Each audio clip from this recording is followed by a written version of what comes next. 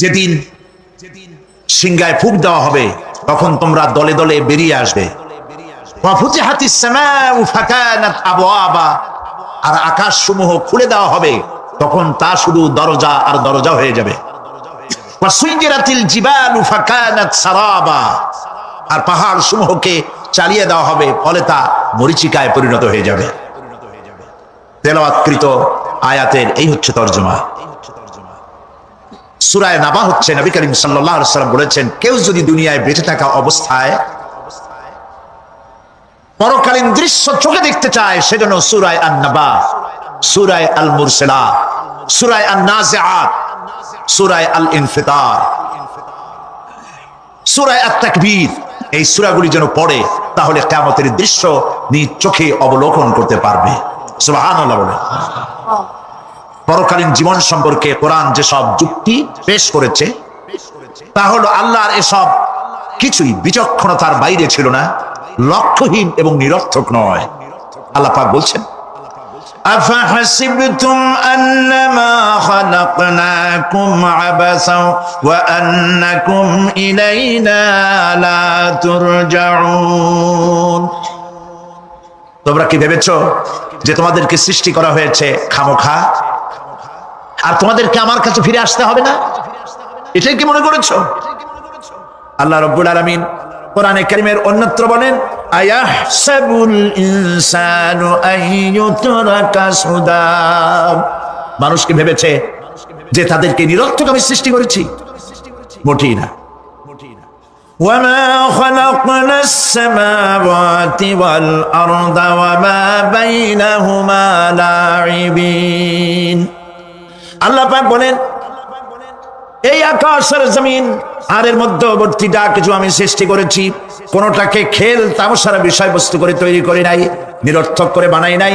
প্রত্যেকটি সৃষ্টির পেছনে বিচক্ষণতার দাবি হিসেবেই সৃষ্টি করা হয়েছে। বিরাট কারণ রয়েছে, খামোখা বানানো হয় নাই। এই পৃথিবীর একদিন শেষ হয়ে যাবে, এই বিশ্ব ব্যবস্থার একদিন পরিসমাপ্তি হয়ে যাবে। এই আকাশ থাকবে না, এই জমিন থাকবে না। বিশ্বাস করেন? আর যারা জবাব দিলেন না, বিশ্বাস করেন? আকাশ, জমিন, এ মানব গোষ্ঠী কিছুই থাকবে না, একদিন সব শেষ হয়ে যাবে। বিশ্ব ব্যবস্থার পরিসমাপ্তি কিভাবে ঘটবে? কোরআনে কারীমে আল্লাহ রাব্বুল আলামিন পরিষ্কার করে বলে দিচ্ছেন। লক্ষ্য করো কেমনে এই পৃথিবীকে ধ্বংস করা হবে। আল্লাহ পাক কোন জিনিসকে গোপন রাখেন নাই, ওপেন সিক্রেট, সবগুলিকে খুলে খুলে আল্লাহ বয়ান করে দিয়েছেন। এই পৃথিবী আল্লাহ রাব্বুল আলামিন কেমনে ধ্বংস করবেন, কেমনে কিয়ামত হবে, বিশ্ব ব্যবস্থার পরিসমাপ্তি কেমনে হবে, আল্লাহ পাক কোরআনে কারীমে বলেন, ইযাস সামাউ ফাতারাত ওয়া ইযাল কাওয়াকিবু তাসারাত ওয়া ইযাল বিহারু ফুজ্জিরাত ওয়া ইযাল কুবুরু বুসিরাত। ইযাস সামাউ ফাতারাত, আকাশসমূহ বিদীর্ণ হয়ে যাবে, দীর্ণ বিদীর্ণ হয়ে যাবে।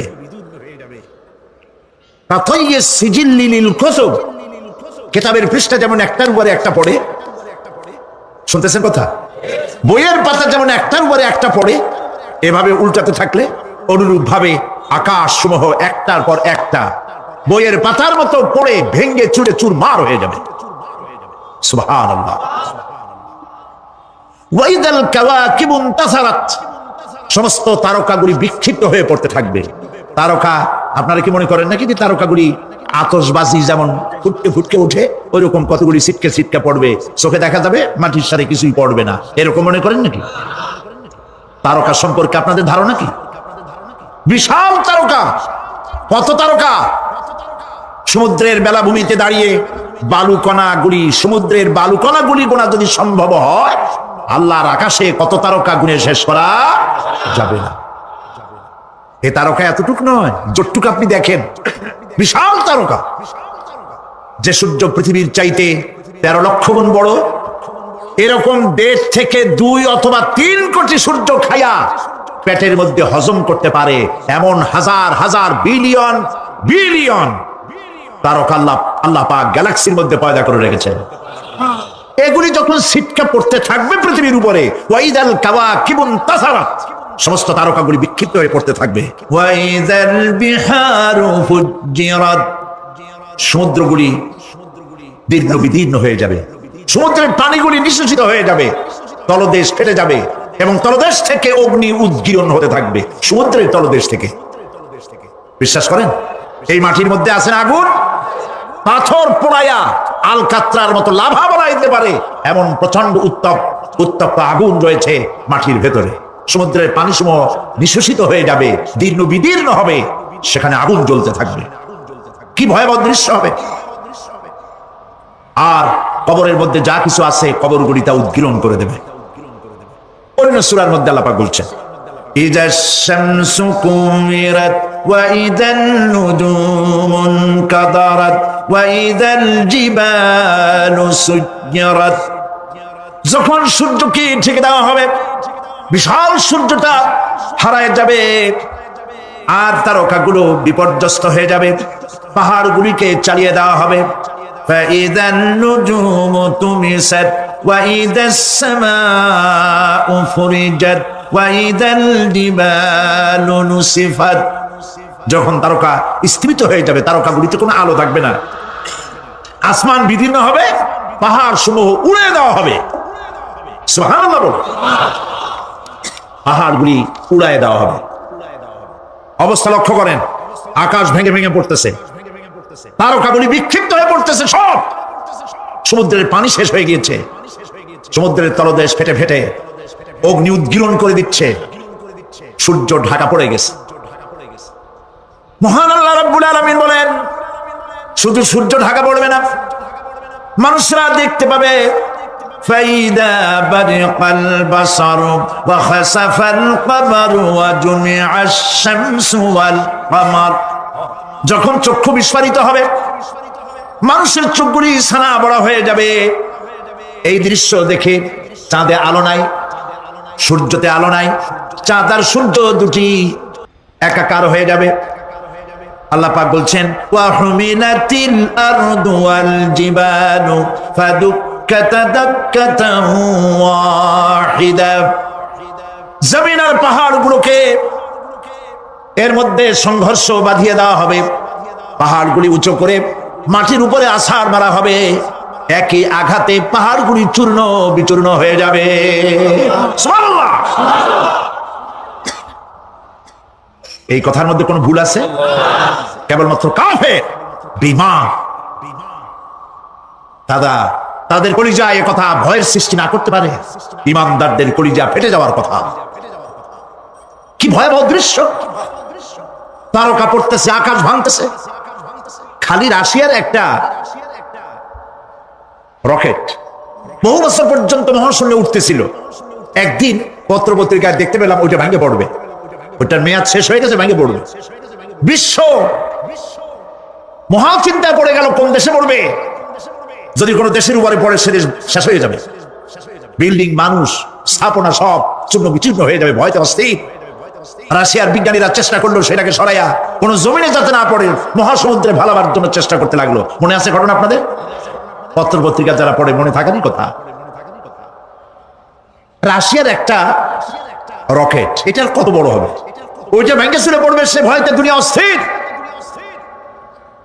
আর আল্লাহ পাক বলছেন, এটা কোনো সন্দেহ নাই, আকাশ একটার পর একটা ভেঙে চুরে চুরমার হয়ে পড়তে থাকবে, তারকা সমূহ বিক্ষিপ্ত হয়ে পড়বে, দরিয়া দীর্ণ বিদীর্ণ হয়ে যাবে, চন্দ্র আর সূর্য ধাক্কা লেগে একাকার হয়ে যাবে, চাঁদে আলো নাই, সূর্যে আলো নাই, অন্ধকার এক বিভীষিকাময় পূর্ণ হয়ে যাবে গোটা বিশ্ব।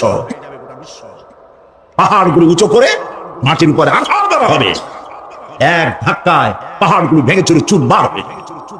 সুবহানাল্লাহ। এই অবস্থা যখন, এই ভয়ঙ্কর পরিস্থিতি যারা লক্ষ্য করবে, আল্লাহ রাব্বুল আলামিন বলেন, মানুষেরা ভয় অস্থির হয়ে দৌড়াদৌড়ি আরম্ভ করবে। ইয়াকুলুল ইনসানু ইয়াউমাইদিন আইনাল মাফার, মানুষরা পাগলের মতো শুধু দৌড়াদৌড়ি করবে আর বলবে, পালাবো কোথায়, ভাগবো কোথায়, কোথায় যাব? আল্লাহ রাব্বুল আলামিন জবাবে বলেন, কাল্লা লা ওয়াজারা ইলা রাব্বিকা ইয়াউমাইদিনিল মুস্তাকার।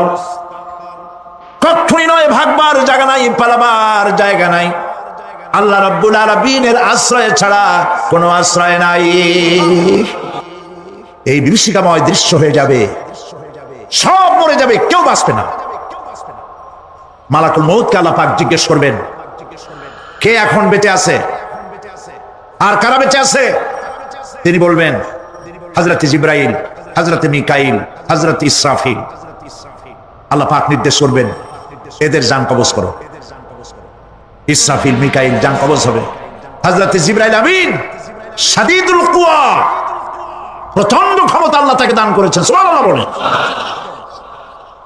দুনিয়ার সব নবীদের কাছে বাণী বহন করে নিয়ে আসছেন পূর্ণ অথেন্টিসিটির সাথে, সুবহানাল্লাহ। আল্লাহ পাক যাকে বলেছেন রূহুল আমিন, নবী করিম সাল্লাল্লাহু আলাইহি সাল্লামের মেরাজের রাত্রে যে কথা বলা হয়েছে, ওয়ালাকাদ রাহু বিল উফুকিল মুবিন, পশ্চিম দিক বলয় তিনি যে দেখতে পেয়েছিলেন, তাফসীর বলছে হযরত জিবরাইলের পূর্ণ আকৃতিতে নবী করিম সাল্লাল্লাহু আলাইহি সাল্লাম তাকে দেখতে পেয়েছিলেন।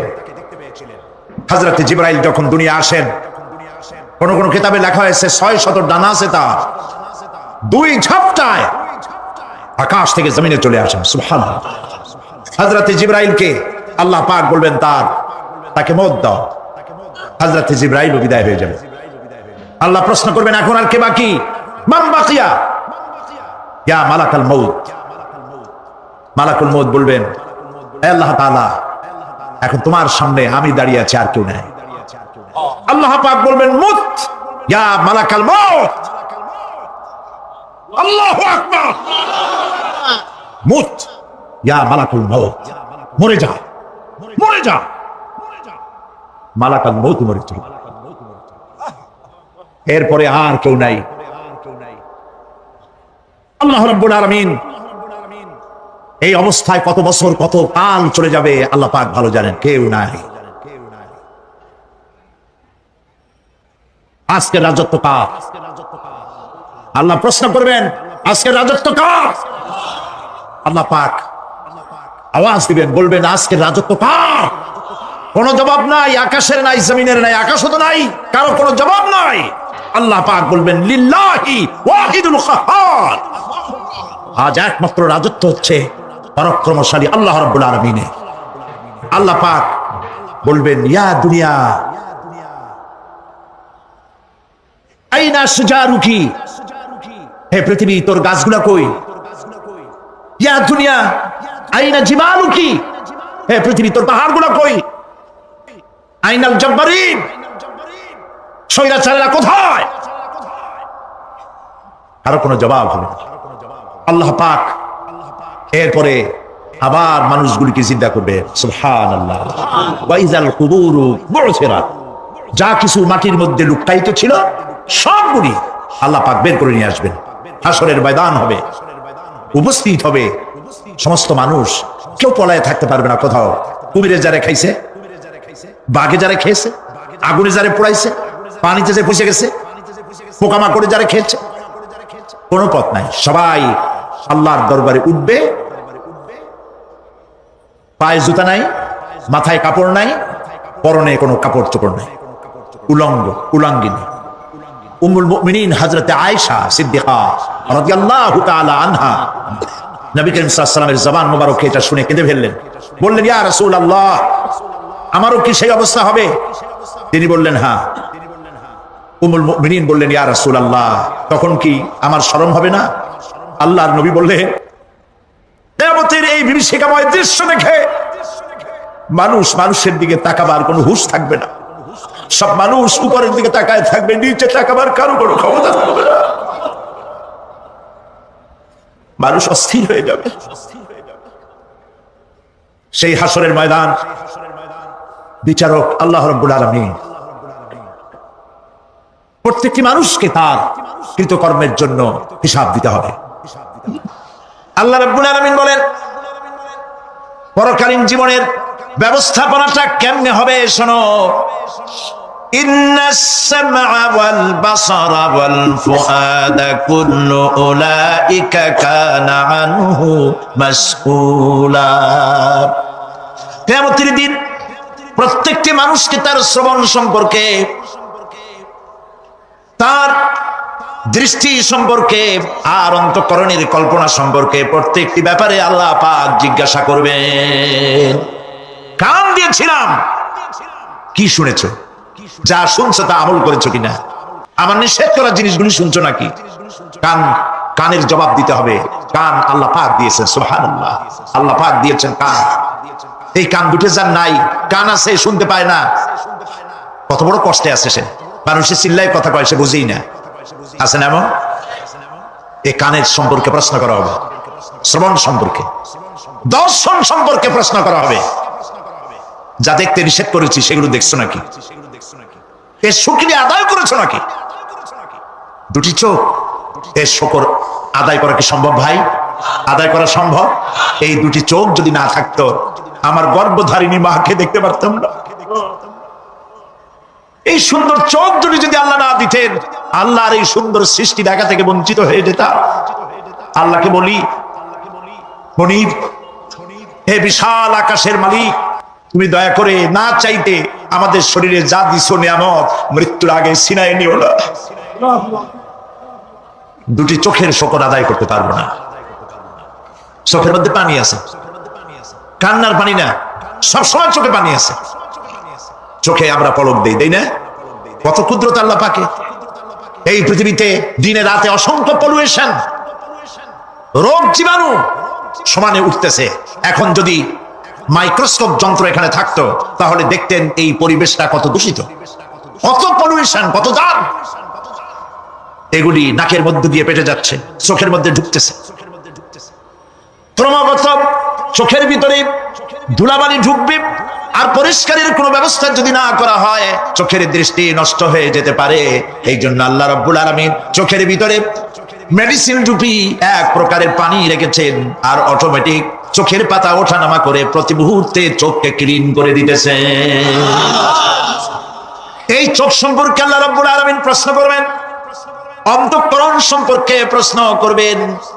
জবাব দেওয়া সেদিন বড়ই কঠিন হয়ে যাবে। এই জন্য আল্লাহ রাব্বুল আলামিন দুনিয়াবাসীকে সতর্ক করে দিচ্ছেন। তিনি আর বলছেন, ওয়ালাকাদ খালাকনাল ইনসানা ওয়া না'লামু মা তুওয়াসবিসু বিহি নাফসুহু ওয়া নাহনু আকরাবু ইলাইহি মিন হাবলিল ওয়ারিদ। মানুষ সৃষ্টি করেছি আমি, তার অন্তঃকরণে কি চিন্তা হয়, কি কল্পনা হয় তাও জানি আমি। আর আমি আমার বান্দার যেই সাহারাগের উপরে মাথাটা খাড়া আছে, এই রোগের চাইতো আমি বান্দার বেশি নিকটে। আল্লাহ পাক গোপন রাখেন নাই, বলে দিচ্ছেন আমি কিন্তু এখানে আছি। সুবহানাল্লাহ। আচ্ছা বলেন তো আল্লাহ কোথায় আছেন? এটি একটি মুশকিলের প্রশ্ন। সাধারণত লোকেরা বলে আল্লাহ সব জায়গায় আছে। এই কথা, এই জবাব সঠিক নয়। আকীদা সাফ হতে হবে। আল্লাহ সব জায়গায় আছে এই কথা সঠিক নয়। যদি আল্লাহ সব জায়গায় থাকেন, তাহলে দুনিয়ার সব জায়গা ভালো না, কিছু কিছু খারাপ আছে। তাহলে খারাপ জায়গায়ও থাকতে হয়। নাউযুবিল্লাহ বলেন। আল্লাহ কোথায় আছে? এই প্রশ্ন আল্লাহরই করি। সওয়ালে মুকদ্দারের জবাব, পৃথিবীর মানুষ আল্লাহকে প্রশ্ন করবে তুমি কোথায় আছো।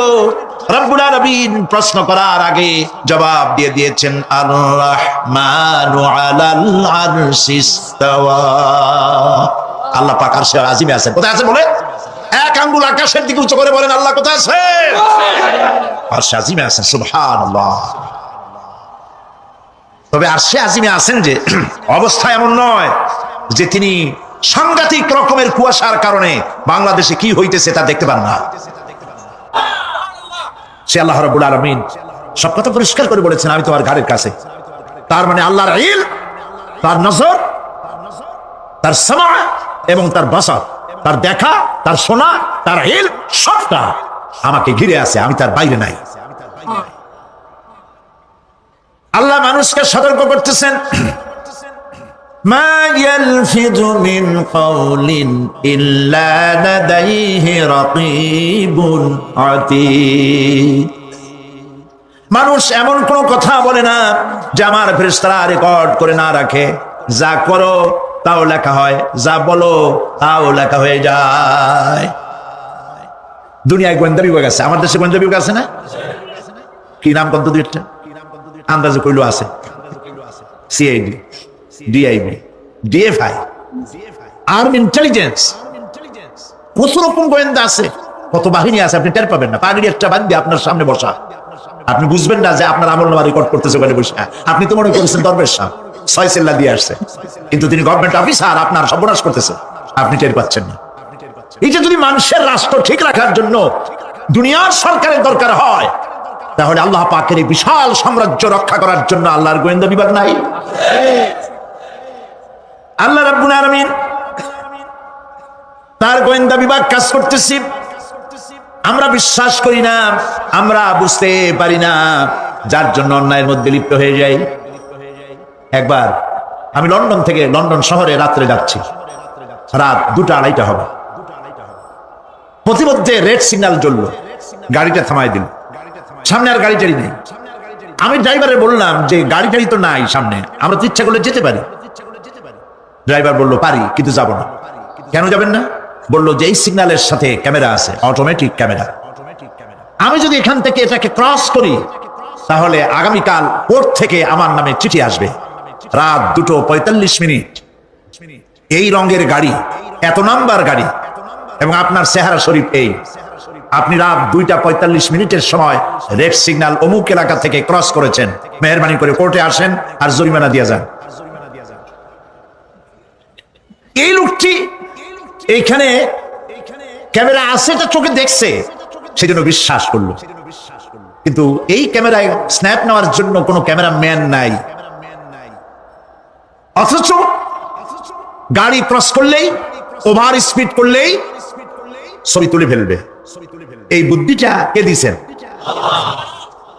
যিনি এই বুদ্ধিটা দিলেন, তার কাছে এমন কোন বুদ্ধি নাই যে আপনার আমার অনবরত অটোমেটিক ক্যামেরা দিয়ে জীবনের সব কিছু আমাদের ধরে রাখে, এরকম কোন ক্যামেরা থাকতে পারে না। পারে কিনা? কিন্তু আমাদের কপাল খারাপ। ওই যে সিগারেটের প্যাকেটে লেখা আছে সংবিধিবদ্ধ সতর্কীকরণ, ধূমপান স্বাস্থ্যের জন্য ক্ষতিকর। প্যাকেটে লেখা আছে, হাতের মুঠায় ধরিয়া সিগারেট ধরে টান মারিয়া উপরে ফুদিয়া তাকায় দেখে পূজায় কদ্দু। ওইখানে ক্যামেরার সাথে কোন মানুষ নাই, ক্যামেরা আছে তাই বিশ্বাস করে, কিন্তু আল্লাহর ক্যামেরাগুলি চোখে দেখে না। ওখানে যেমন রেড বর্ডার আছে, আল্লাহ রাব্বুল আলামিন জীবনের প্রত্যেকটি মোড়ে মোড়ে রেড বর্ডার লাগাই দিয়েছেন। জেনা করো না, একটি রেড সিগন্যাল। মদ পান করো না, আরেকটি রেড সিগন্যাল। মিথ্যা কথা বলো না, আরেকটি রেড সিগন্যাল। অহংকার করো না, আরেকটি রেড সিগন্যাল। বউকে বেপরদা করো না, আরেকটি রেড সিগন্যাল। সুদ খেও না, ঘুষ খেও না, আরেকটি রেড সিগন্যাল। অসংখ্য রেড সিগন্যাল দিয়ে আল্লাহ পাক বলছেন তিলকা হুদুদুল্লাহ, এই হচ্ছে আল্লাহর বর্ডার, ফালা তাতাদুহা, অতএব আল্লাহর বর্ডারকে ক্রস করো না। কে নিষেধ করেছেন? কে নিষেধ করেছেন? মানুষেরা বিশ্বাস করে। আল্লাহ রাব্বুল আলামিন কোরআনে কারীমের মধ্যে বলছেন ইয়ালামু খায়নাতাল আ'য়ুনি ওয়া মা তুখফিস সুদূর। তোমার কথাগুলি রেকর্ড হয়, তোমার কাজগুলি রেকর্ড হয়, এমনকি তোমার মনের ভিতরে যে কল্পনা হয় সেগুলো রেকর্ড হয়। আর চোখে কি লুকোচুরি খেলে আল্লাহ তাও জানতে পারে। সানগ্লাস পরে চোখের ফাঁক দিয়া কারে দেখো, কেউ টের পায় না। টের পায় কে? জোরে বলেন আল্লাহ।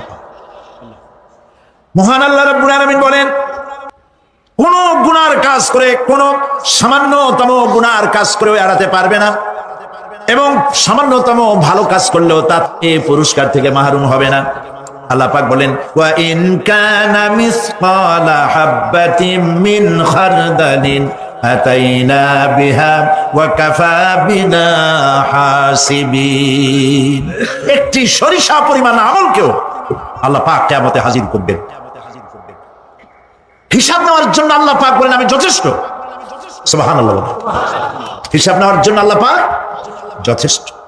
হযরত ওমর রাদিয়াল্লাহু তাআলা আনহু আমিরুল মুমিনিন খলিফাতুল মুসলিমিন হযরত ওমর ইবনুল খাত্তাব বলেন রাদিয়াল্লাহু তাআলা আনহু, সুবহানাল্লাহ।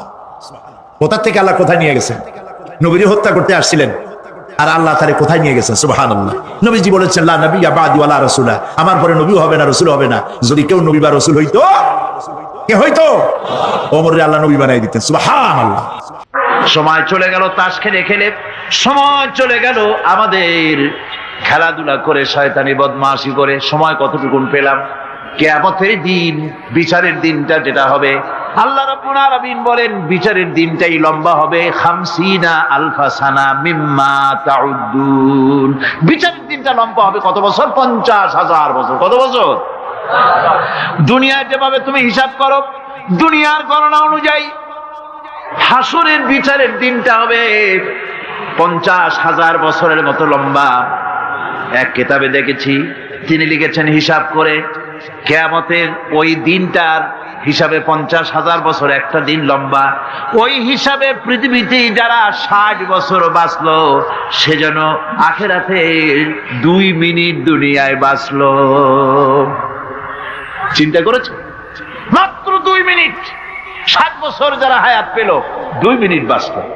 এই 2 মিনিটের জন্য কত হাঙ্গামা, কত মারধর, কত সন্ত্রাস, ক্ষমতার জন্য লড়াই, ধ্যান করেঙ্গে ত্যান করেঙ্গে, লাঠি কে আন্দার মুগুর ভরেঙ্গে, শক্তির ঠেলায় অস্থির। আমার বন্ধুগণ, সময় চলে যাচ্ছে স্রোতের মতো করে, কারো জন্য সময় অপেক্ষা করতেছে না। আমাদের মৃত্যু প্রতি মুহূর্তে কাছে চলে আসতেছে। এই জন্য শায়ের বলেছেন, আগাহা আপনি মৌত সে কোই বাশার নেহি, আগাহা আপনি মৌত সে কোই বাশার নেহি, সামা সো বরস কে হ্যাঁ পল কি খবর নেহি। মৃত্যু সম্পর্কে আমাদের কারো জানা নাই। যে কোনো মুহূর্তে মৃত্যু আমাদের কাছে এসে যেতে পারে, মৃত্যু সম্পর্কে কিছুই জানা নাই। অথচ প্রতি মুহূর্তে আমরা মৃত্যুর দিকে এগিয়ে চলছি। মাল সামান 100 বছর কি ধরে খাবো তাও জমা করে রেখেছি, কিন্তু এক মুহূর্তের খবর নাই। মা ফিরে এসেছি, বাড়ি যেতে পারবো নিশ্চয়তা নাই। আছে? বলেন আছে? আপনি বাড়ি যাও ভালো, বসেছেন, দাঁড়াতে পারবেন, এই নিশ্চয়তা আছে? নাই। সুতরাং সুরের সময়ের উপরে কসম করে মূলত সময়ের অপরিসীম গুরুত্ব সম্পর্কে আল্লাহ পাক মানুষকে বুঝাই দিতেছেন। সময়ের দাম দাও। আমাদের সময় চলে যায় গান শুনতে শুনতে, আশ্চর্য মলম বিক্রি করা দেখতে দেখতে, তাস পাশা খেলতে খেলতে সময় চলে যায়, কেউ খেয়াল করে না। সময় বলতে অতীত কালও হতে পারে, আবার বর্তমানও হতে পারে। আর বর্তমান কাল কোনো কালই না। বর্তমান কাল কোনো কাল নয়। প্রতি মুহূর্তে ভবিষ্যৎ এসে বর্তমান হয়, আর প্রতি মুহূর্তে বর্তমান কি হয়? অতীত হয়ে যায়। বর্তমান কাল বলে কোনো কাল নেই। প্রতি মুহূর্তে অতীত হয়ে যাচ্ছে। এই যে আমি মাহফিলে বসছিলাম প্রথম এসে, ওইটা কি এখনো বর্তমান আছে? এই যে বর্তমান কথা বলছি, এটা অতীত হয়ে যাচ্ছে। সুতরাং বর্তমান কাল নাই। আল্লাহ পাক অল আসরের সময়ের কসম করে বলছেন। যদি আমরা চিন্তা ভাবনা করি, তাহলে আমরা লক্ষ্য করব আমাদের আসল মূলধন সময়। আসল মূলধন কি? জীবনের আসল মূলধন কি? সময়ের দিকে লক্ষ্য রাখতে বলা হয়েছে। যেই জাতি, লক্ষ্য করুন, যে জাতি দৈনিক 5 বার টাইমলি অক্ত মতো সময় মতো নামাজ আদায় করতে হয়, দুর্ভাগ্যজনক সত্য, সেই জাতির কাছে সময়ের কোনো দাম নাই। সময়ের দাম নেই। 9টার গাড়ি কয়টায় আসবে?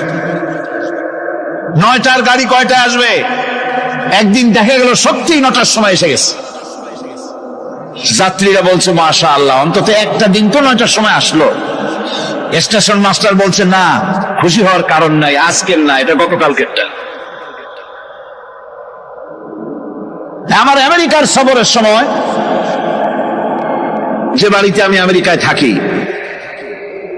কুইন্স এলাকায়, নিউ ইয়র্ক সিটিতে, সে বাড়িওয়ালা চাকরি করে। সে আমাকে বলল 10টি বছর আমি একটা ট্রেনে যাতায়াত করি, সে বলছে রাত 3:45 ট্রেনটা আসে, ওই ট্রেনে চড়ে সে তার কর্মস্থলে যায়। বলল 10টা বছর আমি এখানে আছি, 10 বছরের ভিতরে এই ট্রেনটা 1 মিনিটের জন্য এদিক ওদিক করলো না, ঠিক 3:45 এসে হাজির হয়ে গেছে। ঝড় হোক, বৃষ্টি হোক, স্নো পড়ুক, বরফ পড়ুক, টাইমলি চলতেছে। দুনিয়ায় ভিন্ন জাতিরা যে উন্নতি করে তার পেছনে সময়ের জ্ঞান তাদের অনেক বেশি আমাদের থেকে, কথা ঠিক কিনা? আমাদের সময় জ্ঞান নাই, সময়ের কোনো মূল্য আমরা দেই না। 2টার সময় মিটিং হবে, মন্ত্রী সাহেব আসেন 5টার সময়, ঠিক কিনা? বক্তৃতার জন্য সময় দেওয়া হয়েছে 20 মিনিট, নাহমাদু ওয়া নুসাল্লি আলা কইয়া সুর দিয়া 35 মিনিট গেছে নাহমাদু কইতে কইতে, সময় 20 মিনিট, তার মনেই নেই। এই যে সময়ের জ্ঞান নাই, এটা ব্যর্থতা। নামাজ মানুষকে সময়ের জ্ঞান শিখায়, কোন আলহামদুলিল্লাহ। এই সময়ের জ্ঞান আমাদেরকে শিখতে হবে।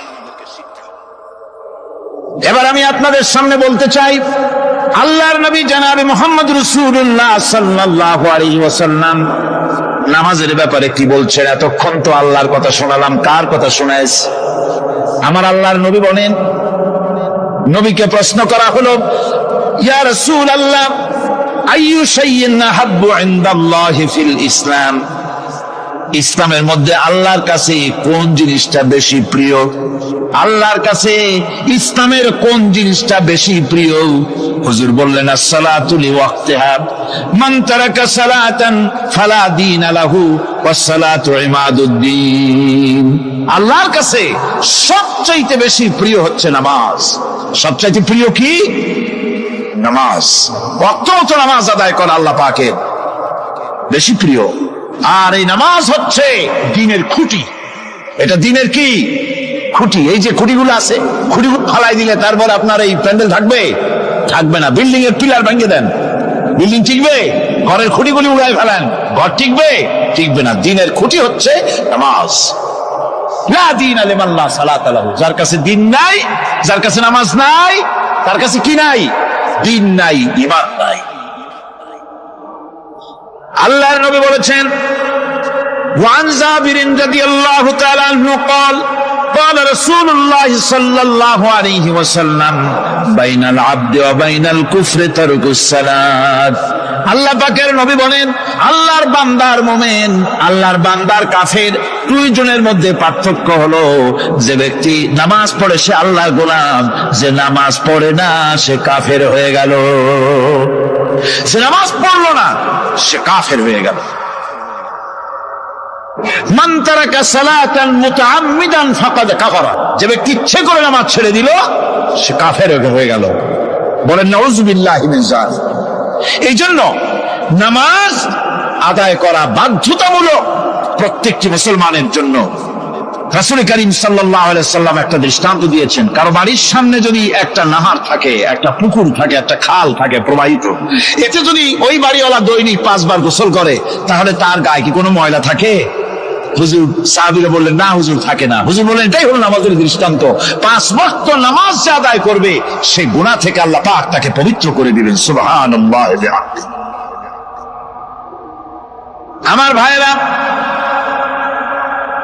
নামাজ পড়লে পরে এক জুমা থেকে আর এক জুমা পর্যন্ত মানুষ যে সমস্ত গুনাহ করে, কবিরা গুনাহগুলি বাদে, শিরক আর কবিরা গুনাহগুলি বাদে যত গুনাহ আছে তার কাফারা হয়ে যায়। নামাজ যে সঠিকভাবে আদায় করবে, এই নামাজটা একটা কঠিন কাজ। নামাজটা কি কাজ? কে বলতেছেন কথা? আল্লাহ পাক। ওয়া ইন্নাহা লাকাবীরাতুন ইল্লা আলাল খাশিঈন। নামাজ একটা ভারী জিনিস, একটা কঠিন জিনিস। কাদের জন্য কঠিন নয়? যারা নাকি আল্লাহ পাককে ভয় করে। আল্লাযীনা ইয়াযুন্নুনা আন্নাহুম মুলাকু রাব্বিহিম ওয়া আন্নাহুম ইলাইহি রাজিউন। যারা নাকি একথা মনের ভিতরে ধারণা করে যে আল্লাহ রাব্বুল আলামিনের দরবারে আমার হাজির হওয়া লাগবে, মোলাকাত করা লাগবে, এই চিন্তা যারা করে তাদের জন্য নামাজ মোটেই কষ্টকর নয়, নামাজ মোটেই তাদের জন্য অসহনীয় নয়, বোঝা নয়, ভার নয়। তারা নামাজ আদায় ঠিকই করবে। এই জন্যে বিবি বাল বাচ্চা সকলকে নামাজের জন্য তাগিদ করতে হবে। যত ভাই এখানে এসেছেন নিজেরা পড়বেন, বিবি বাল বাচ্চাকে তাকিদ করবেন। আল্লাহ পাক বলছেন ওয়ানজির আশীরাতাকাল আকরাবিন, তোমার নিকটবর্তী যারা আছে তাদেরকে তুমি আল্লাহর ভয় দেখাও, নামাজের জন্য তাদেরকে বলো, আল্লাহর ভয় তাদের অন্তঃকরণের মধ্যে সৃষ্টি করে দাও। আর এই নামাজ পড়তে হবে জামাতের সাথে। নামাজ পড়তে হবে কিসের সাথে? জামাতের সাথে।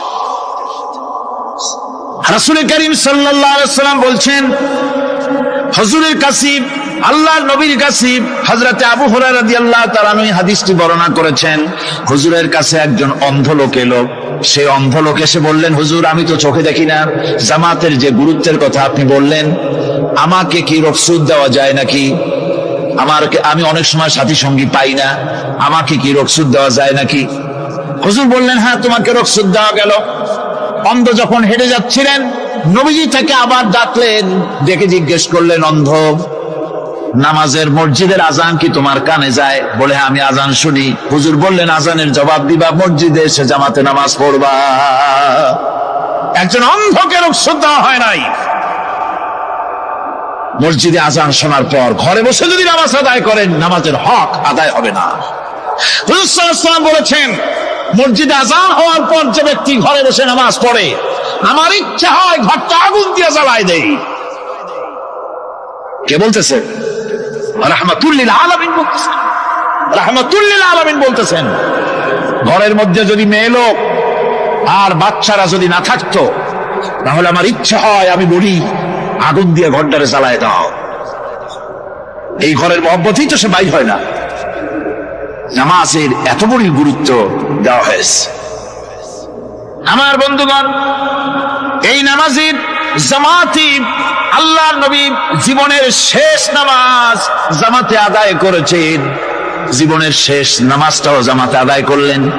তখন তার এমন অবস্থা, এত অসুস্থ, দাঁড়াতে পারেন না, হাঁটতে পারেন না। দুইজন সাহাবীর কাঁধের উপরে ভর করে তারপরে বহু কষ্ট করে মসজিদে গিয়ে নামাজ আদায় করেছেন। খুতবা দিয়েছেন। বললেন, খুতবা দিতে গিয়ে বললেন, আজ থেকে মসজিদে নববীর চতুর্দিকের সকলের দরজা বন্ধ হয়ে যাবে, শুধু আবু বকরের দরজাটা খোলা থাকবে। আল্লাহর নবী বললেন, আল্লাহ রাব্বুল আলামিন এই পৃথিবীতে তার এক বান্দাকে জাগতিক সব সম্পদ দিতে চেয়েছিলেন, কিন্তু সে বান্দা সব জাগতিক সম্পদকে উপেক্ষা করে মাবুদের সঙ্গে দেখা করা বেশি জরুরি, বেশি পছন্দ মনে করেছেন। এতটুকুন কথা নবীজি বললেন, কেউ কিছু বুঝলো না। হযরতে আবু বকর রাদিয়াল্লাহু তাআলা আনহু হুজুরের এই কথা শুনে কাঁদতে কাঁদতে তিনি অস্থির হয়ে যাচ্ছেন। সাহাবীরা চিন্তা করলেন, হুজুর কান্না কার কথা বলেছেন, তাতে কান্নার কি আছে? বয়োবৃদ্ধ জ্ঞান বৃদ্ধ হযরতে আবু বকর রাদিয়াল্লাহু তাআলা আনহু বুঝতে পেরেছেন, এই পৃথিবীর সব সম্পদ তো আল্লাহ হুজুরকেই দিতে চেয়েছিলেন। তিনি সমস্ত সম্পদকে উপেক্ষা করে তার মাবুদের সঙ্গে দেখা করার জন্য প্রস্তুতি নিয়েছেন। তার মানে হলো আল্লাহ নবী বিদায় হয়ে যাবেন, আমরা নবী থেকে এতিম হয়ে যাব।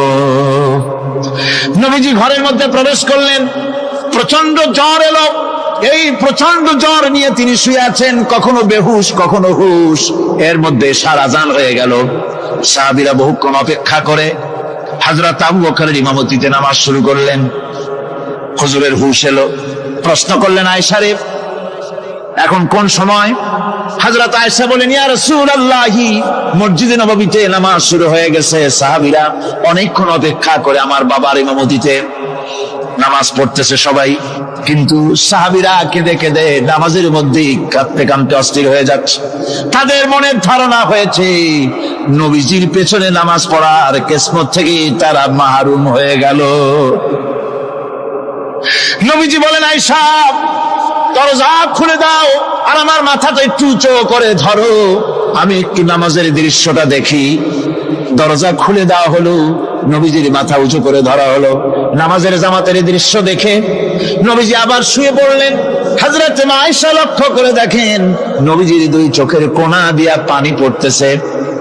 আয়েশা জিজ্ঞেস করেন, ইয়া রাসূলুল্লাহ, নামাজের দৃশ্য দেখে চোখে কেন পানি এলো?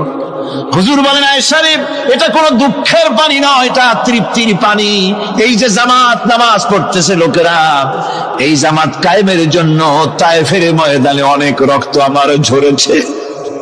উহুদের ময়দানে দান্দান মোবারক শহীদ হয়েছে, সাহাবায়ে কেরাম জীবন দিয়েছে। এই যে জামাত আমি দেখতে পেলাম, ভবিষ্যতের একটা ছবি যেন চোখে ধরা পড়লো। আমার মনে হলো কিয়ামত পর্যন্ত এই পৃথিবীতে আমার যত উম্মত আসবে তারা এইভাবে করে জামাতে নামাজ আদায় করবে। নবীজি মাথার কাছে মালাকুল মউত যখন এসে গেছে, আমার ভাইরা, এই পৃথিবীতে যত নবীরা এসেছিলেন মৃত্যুর সময় সমস্ত নবীরা শেষ কথা যেটা বলেছেন, হাদিস, সমস্ত নবীরা উম্মতের জন্য মৃত্যুর মুহূর্তে শেষ কথা যেটা বলেছেন সেটা হলো আসসালাত, আসসালাত, নামাজ, নামাজ। আমার নবী যখন বিদায় হয়ে যান, বিদায় মুহূর্তে মেয়ের কথা বললেন না, কলিজার টুকরা নাতির কথা বললেন না, জামাইয়ের কথা বললেন না, স্ত্রীর কথা বললেন না, মৃত্যুর সময় শেষ কথা বললেন আসসালাত, আসসালাত ওয়া মা মালাকাত আইমানুকুম, নামাজ, নামাজ, আমার উম্মতেরা নামাজ, আমার উম্মতেরা নামাজ ছেড়ে দিও না, নামাজ। সেই নবী উম্মতের জন্য এত কাঁদলেন, নামাজের জন্য এত কথা বলে গেলেন, আল্লাহ রাব্বুল আলামিন নামাজের জন্য এত নির্দেশ করলেন, নবীজি ইন্তেকালের সময় নামাজের কথা বলে দিলেন। সেই মুসলমান আজ নামাজ আদায় করে না, নামাজ পড়ে তো নামাজ শুদ্ধ হয় না। হযরতে হুযায়ফা রাদিয়াল্লাহু তাআলা আনহু তিনি একবার ইয়েমেন সফর করেছিলেন, এক মসজিদে নামাজ পড়লেন, একজনকে তিনি নামাজ পড়তে দেখলেন, নামাজ পড়তে দেখে তিনি অপেক্ষা করলেন, লোকটার নামাজ হয়ে যাওয়ার পর তিনি প্রশ্ন করলেন, আল্লাহর বান্দা, তুমি কতদিন এরকমের নামাজ পড়তেছো? তিনি বললেন, প্রায় 40 বছর তো হবে আমি এরকম নামাজ পড়তেছি। হযরতে হুযায়ফা বলেন, তুমি কি আমারে চেনো? কয় না, চিনি না। হযরত হুযায়ফা বললেন, আল্লাহর বান্দা শোনো, আমি হচ্ছি আল্লাহর নবী মুহাম্মদুর রাসূলুল্লাহ সাল্লাল্লাহু আলাইহি সাল্লামের সাহাবী হুযায়ফা। ও আল্লাহর বান্দা, তুমি যেভাবে নামাজ পড়েছো এইরকম যদি 40 বছর নামাজ পড়ে থাকো, আল্লাহর কসম করে বলি, নবীজি যে নামাজ শিখাইছেন তোমার সে নামাজ হয় নাই, রাসূলুল্লাহ নামাজ হয় নাই। নামাজ পড়লেই হবে না, রাসূলুল্লাহ বলেছেন, সাল্লু কামা রাআইতুমুনি উসাল্লি, নামাজ পড়ো সেইভাবে যেভাবে আমার পড়তে দেখো। বিশ্বাস করুন ভাইরা, নামাজ যদি না হয়, হরতাল করিয়া, মিছিল করিয়া, বিক্ষোভ করিয়া, যে কোনো আন্দোলন করে ইসলামকে বিজয়ী করা যাবে না যতক্ষণ পর্যন্ত নামাজ সহি না হবে। নামাজ হচ্ছে ফাউন্ডেশন, নামাজ নাই কিচ্ছু নাই। ঠিকঠাক করে 2টা সেজদা দিয়ে উঠে যাবেন, আপনার ইসলামী আন্দোলনের 4 পয়সার দাম নাই। নামাজ আগে, জিহাদের ময়দানেও নামাজ, যেখানে আছেন ওখানেই নামাজ পড়তে হবে, আর তা পড়তে হবে আদবের সাথে, মুহাব্বতের সাথে, অন্তত 1 তাসবিহ পরিমাণ তো বটেই। যদি তা না হয়, রুকুর থেকে দাঁড়ালেন, সেজদায় চলে গেলেন, ওয়াজিব তরক হলো, সেজদা দিলেন না, নামাজ ফাসেদ হয়ে গেল, নষ্ট হয়ে গেল। এটা পাগলামি না, নামাজ সহিভাবে আদায় করতে হবে। নামাজ থেকে দাঁড়াবেন, রুকুর থেকে দাঁড়ায় গেলেন, বলবেন রব্বানা লাকাল হামদ, কোন রব্বানা লাকাল হামদ হামদান কাসীরান তাইয়িবান মুবারাকান ফীহি। একজন সাহাবী এই দোয়াটা পড়ছিলেন। নামাজ শেষ করে আল্লাহর নবী প্রশ্ন করলেন, নামাজের ভিতরে অতিরিক্ত এই কথাগুলি কে বলেছো? সাহাবী ভয় পেয়ে গেলেন, ভয় ভয় তিনি বললেন, হুজুর আমি বলেছি। হুজুর বললেন, তুমি জানো না আমি নবী, তুমি নবী না, আমি যা দেখি তুমি দেখতে পাও না। তুমি যখন এই দোয়াটা পড়তেছিলে আমি লক্ষ্য করেছিলাম আল্লাহর রহমতের ফেরেশতারা প্রতিযোগিতা করতেছিল তোমার আমল নামায় কে কত বেশি নেকি লিখবে। রুকুতে দাঁড়ায়া এটা পড়বেন, সেজদায় চলে যাবেন, 2 সেজদার মাঝখানে ততক্ষণ বসে থাকবেন যতক্ষণ একটা সেজদার ভিতরে ছিলেন। পড়বেন আল্লাহুম্মা গফিরলি ওয়ারহামনি ওয়াহদিনি ওয়াআফিনি ওয়ারযুক। নামাজের মধ্যে দোয়া করতেছেন, আল্লাহ আমারে ক্ষমা করে দাও। সব দোয়া সব হুজুরের, আমাকে ক্ষমা করো, আমাকে হেদায়েত দাও, আমাকে সুস্থ করো, আমাকে রহম করো, আমাকে রিজেক্ট দাও। সুবহানাল্লাহ। নামাজের ভিতরে দোয়া কবুলের সময়, নামাজের সেজদার ভিতরে দোয়া কবুল হয়। এইভাবে করে রাসূল করিম সাল্লাল্লাহু আলাইহি ওয়াসাল্লামের নামাজটা কেমন হাক্কানি উলামাদের কাছ থেকে জেনে নেবেন। যেহেতু হুজুর বলেছেন সাল্লু কামা রাআইতুমুনি উসাল্লি, নামাজ পড়ো সেইভাবে যেভাবে আমাকে পড়তে দেখো। নামাজের ভিতরে একাগ্রতা লাগবে, ভালোবাসা লাগবে, ভয় লাগবে, মুহাব্বত লাগবে। পরিপূর্ণ সময় নিয়ে শান্তিপূর্ণভাবে নামাজ পড়তে হবে। আর যত তাড়াহুড়া সব হচ্ছে নামাজের মধ্যে, ঠিক কিনা ভাইরা? রাসূল করিম সাল্লাল্লাহু আলাইহি ওয়াসাল্লামের যে নামাজ, হুজুর যেভাবে নামাজ পড়েছেন হাদিসে যা পাওয়া যায়, হাদিসে বুখারীতে সব আছে, দেখে নিবেন, সেইভাবে নামাজটা আদায় করে নিবেন। কিয়ামতের দিন আল্লাহ রাব্বুল আলামিন সর্বপ্রথম বান্দাকে প্রশ্ন করবেন কি? বুখারী শরীফে এসেছে, আন আবি হুরায়রা রাদিয়াল্লাহু তাআলা قال سمعت رسول الله صلى الله عليه وسلم يقول إنما يحاسب به العبد يوم القيامة من عمله صلاته। বুখারী শরীফের হাদিস, আল্লাহ রাব্বুল আলামিনের নবী বলেন, হযরত আবু হুরায়রা হাদিসখানা বর্ণনা করেছেন, তিনি বলেন যে আমি রাসূলের মুখে শুনেছি কিয়ামতের দিন আল্লাহ রাব্বুল আলামিন সর্বপ্রথম তার বান্দার কাছে প্রশ্ন করবেন, বান্দা নামাজ আদায় করেছিলি কিনা? নামাজ সর্বপ্রথম প্রশ্ন। যেরকম সর্বপ্রথম প্রশ্নটা কি? নামাজ। এই নামাজ আপনার বাচ্চাদেরকে যখন 7 বছর বয়স হবে নামাজের হুকুম করবেন। 10 বছরে নামাজ না পড়লে প্রহার করতে বলা হয়েছে। নামাজের জন্য কড়াকড়ি করতে হবে। পুরুষ নারী মেয়েদের মাসের ভিতরে কখনো কখনো তাদের যে সমস্ত মাসলা মাসাইল আছে সেই অনুযায়ী কখনো তাদের ক্ষমা আছে, বাকি তাদের নামাজ পড়তে হবে।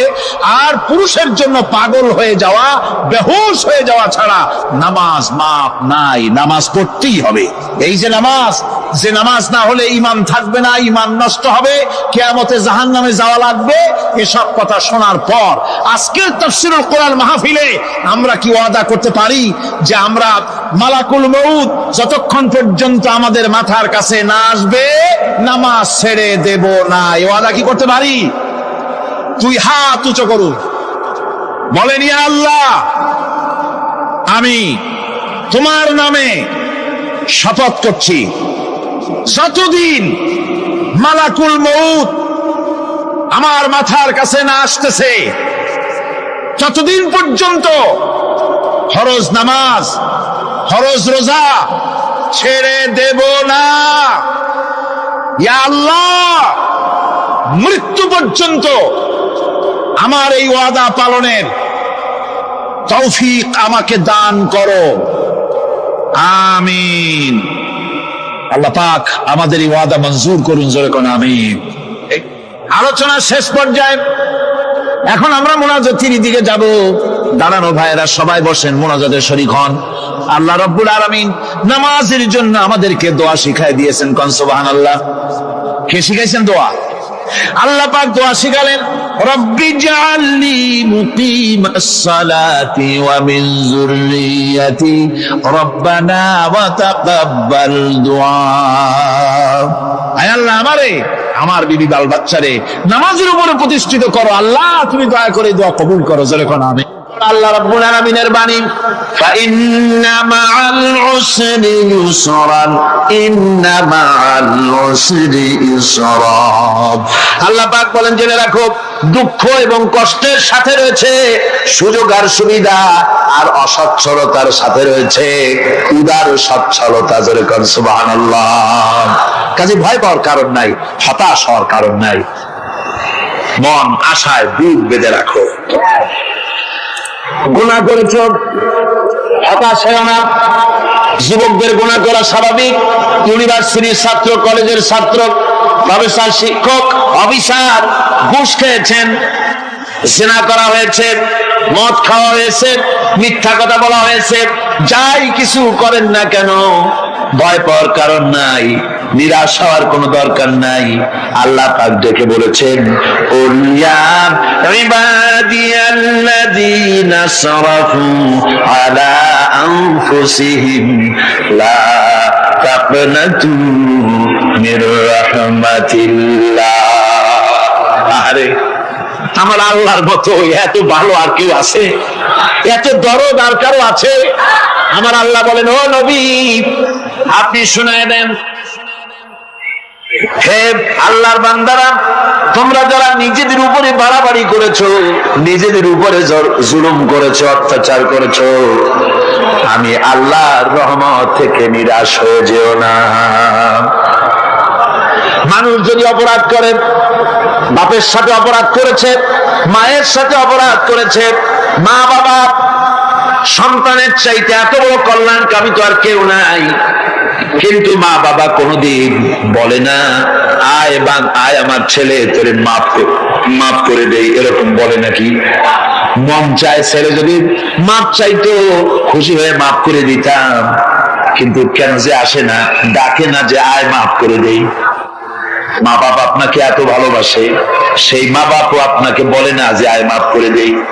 আমার আল্লাহ হচ্ছেন এমন আল্লাহ, আল্লাহ রাব্বুল আলামিন ডাকেন, এ বান্দা খুন করেছিস ফিরে আয়, জিনা করেছিস ফিরে আয়, হত্যা করেছিস ফিরে আয়, চুরি করেছিস ফিরে আয়, কুফরি করেছিস ফিরে আয়, সুদ খেয়েছিস, ঘুষ খেয়েছিস, মদ খেয়েছিস ফিরে আয়, এসে আমার দরবারে চোখের পানি ফেল, আমার দরবারে কাঁদাকাটি কর। ইন্নাল্লাহা ইয়াগফিরুয যুনুবা জামিআ ইন্নাহু হুয়াল গফুরুর রহিম। আমার দরবারে চোখের পানি ফেলে কান, আমি রব্বুল আলামিন জিন্দেগীর গুনাহ মাফ করে দেব। সুবহানাল্লাহ কর, সুবহানাল্লাহ কর। আমার কাছে কান, চোখের পানি ঢাল। আল্লাহ রাব্বুল আলামিনের কাছে বান্দার দুইটা ফোঁটা বেশি প্রিয়। একটা হলো জিহাদের ময়দানে যে রক্ত ফোঁটা দেওয়া হয়, এটা আল্লাহর কাছে প্রিয়। আর আল্লাহর ভয়তে গুনার জন্য লজ্জা করে অনুশোচনা করে বান্দা যখন চোখের পানি ছেড়ে দেয়, আল্লাহর কাছে এটা অত্যন্ত প্রিয়। নবীজি বলেছেন, বান্দা যখন গুনার ভয়তে, আল্লাহর ভয়তে, জাহান্নামের ভয়তে অনুশোচনা করে যখন চোখ দিয়ে পানি ছেড়ে দেয়, ওই চোখের পানি নাকের অর্ধেক আসতে না আসতে আল্লাহ রাব্বুল আলামিন বান্দারে মাফ করে দেয়। আল্লাহ বরদাস্ত করতে পারেন না যে বান্দা কান্দু। আমার ভাইরা, আল্লাহ রহমত, এই পৃথিবীতে আল্লাহ রহমতকে 100 ভাগ করা হয়েছে। আল্লাহ রহমতের কত ভাগ? এই 100 ভাগের 1 ভাগ সারা পৃথিবীতে ছড়াই দেওয়া হয়েছে। আর 99 ভাগ কার কাছে? আল্লাহর কাছে। একটা ভাগ দুনিয়া ছাড়ানো হয়েছে আদম আলাইহিস সালাম থেকে নিয়ে এই পর্যন্ত, এখান থেকে নিয়ে কিয়ামত পর্যন্ত পৃথিবীতে যত মানুষ আসবে, যত প্রাণী আসবে, তাদের মধ্যে প্রাণী জগত গাভী তার বাছুরকে ভালোবাসে ঠিক কিনা, হাতি তার বাচ্চাকে ভালোবাসে ঠিক কিনা, মুরগি তার বাচ্চাকে ভালোবাসে কিনা, প্রত্যেক মাই তার সন্তানকে ভালোবাসে মানুষের মতো।